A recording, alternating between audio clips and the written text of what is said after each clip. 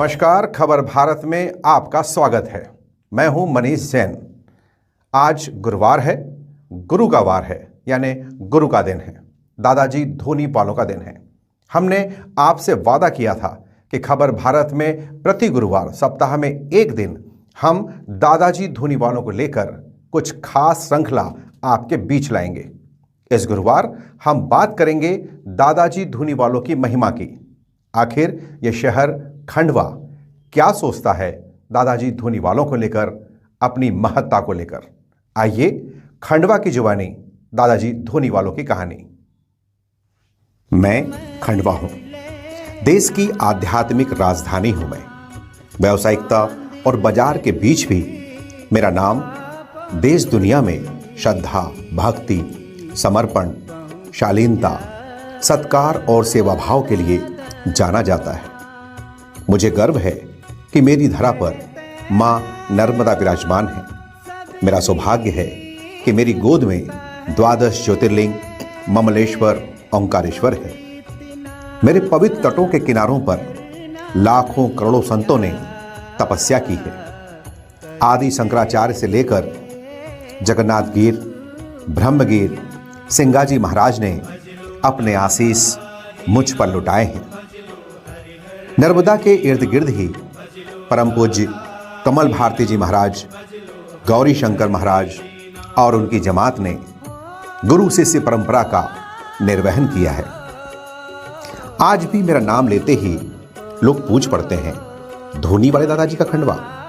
बेशक मैं बाजार में थोड़ा पिछड़ गया, मगर आतिथ्य परंपरा देखना है तो कभी गुरु पूर्णिमा पर खंडवा आइए। मैं और मेरा शहर पलक पावड़े बिछाकर अतिथि देवो भवः की परंपरा आज भी शिद्दत से निभा रहे हैं। करोड़ों की बेशकीमती जमीन पर कोड़ियों के भाव में अतिथि को विश्राम का अवसर देने वाला शहर हूं मैं, खंडवा।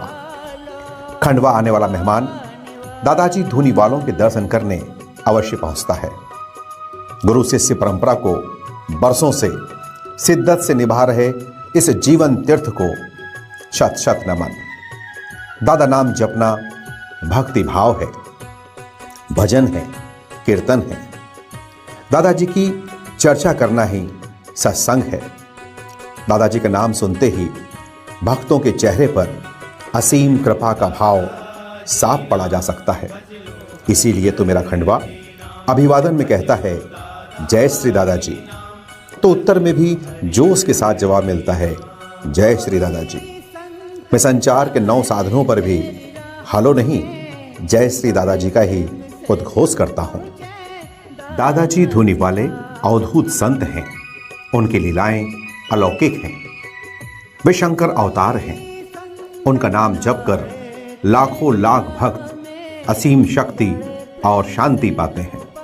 यश, कीर्ति, वैभव से दूर वे भक्तों की पीड़ा हरते हैं, सुख, शांति और समृद्धि का आशीष देते हैं। वे प्रचार प्रसार चकाचौंध से कोसों दूर रहे, प्रवचन, आडंबर और दिखावे को नकारते रहे। वे कहते हैं, मेरे पास चोर की तरह दबे पांव आना और राजा की तरह लौट जाना। मैं अर्थात अहंकार को बाहर रखना। वे भक्तों को दुलारते भी, फटकारते भी। उनके डंडे में वो करिश्मा था जिसको एक बार पड़ जाए समझो वो तर जाए। भक्तों के लिए टिक्कर चटनी तो कभी मालपुआ प्रसाद में देने वाले दादाजी के चरणों की रच पाकर क्या राजा, क्या रंग, सभी का कल्याण हुआ। स्वतंत्रता आंदोलन के दौरान गांधी जी, नेहरू जी से लेकर बाराबंकी के राजा को आशीष मिला। होशंगाबाद, करेली, साईखेड़ा, नरसिंहपुर, सिरसिरी संधू और नर्मदा किनारे अपने चमत्कारों से जन जन का कल्याण करने वाले थे ऐसे संत दादाजी धोनी वाले, जिन्होंने अपनी यह लीला खुद शांत की और फिर उसी रूप, रंग, आकार, प्रकार में पुनः प्रकट हो गए। कभी माधव, कभी कृष्णानंद, तो कभी रामफल, तो कभी साईं खेड़ा वाले दादाजी के रूप में प्रसिद्ध हुए। किसी ने धोनी वाले दादाजी कहा तो कोई स्वामी केशवानंद महाराज के रूप में मानने लगा। खंडवा वाले दादाजी के रूप में समूचे भारत में पहचाने जाने वाले इस संत की कथा शब्दों में पिरोना सरल नहीं है। महाकाल के भस्म श्रृंगार को रोकने का सामर्थ्य स्वयं शंकर जी के अतिरिक्त और किसमें हो सकता है। दादाजी धूनीवाले खंडवा की पावन भूमि को 1930 दिसंबर माह में पधारे। सैकड़ों संत हजारों भक्तों के साथ खंडवा में जहां कारवां ठहरा, दादाजी हमेशा हमेशा के लिए यहीं विश्राम कर गए। जी दरबार आज भी विलासता से मुक्त है। 24 घंटे 7 दिन दादाजी दरबार में दर्शन संभव है। दरबार के दरवाजे कभी बंद नहीं होते। ग्रहण के दौरान भी जब प्रमुख मंदिर के पट बंद हो जाते हैं, तब भी दादाजी दरबार भक्तों के लिए खुला रहता है। दादाजी के दरबार में सुतक भी नहीं माना जाता। सेवाधारियों के मार्गदर्शन में दरबार चलता है। भक्तों से शुद्धि और मर्यादा के अतिरिक्त कोई अपेक्षा नहीं की जाती। स्वयं श्री छोटे दादाजी ने आदेश दिया था कि दादाजी के नाम पर दान चंदा न मांगा जाए, अतः कभी दरबार में दान नहीं मांगा जाता। यह सिर्फ खंडवा है जहां दादाजी भक्त मेहमान और पूरा शहर मेजबान होता है। यहां भक्तों के साथ लूट खसोट नहीं होती। गुरु पूर्णिमा पर दादाजी स्वयं भक्तों का ध्यान रखते हैं।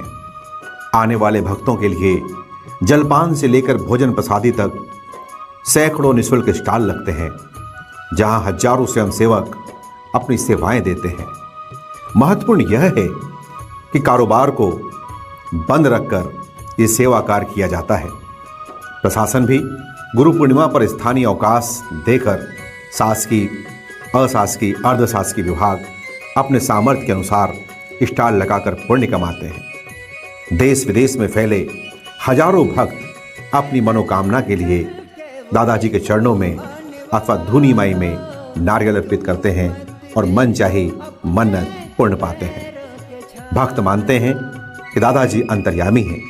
वे भक्त का मन पढ़ लेते हैं और समाधान भी देते हैं। तो ये थी हमारी आज की पेशकश। आज का यह अंक आपको कैसा लगा हमें अवश्य बताएं। हमारे चैनल खबर भारत को लाइक करें, सब्सक्राइब करें और अपने कमेंट हम तक अवश्य पहुंचाएं।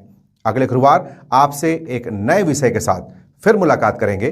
तब तक हमें इजाजत दीजिए। अपना और अपनों का ख्याल रखिएगा। जय श्री दास जी की।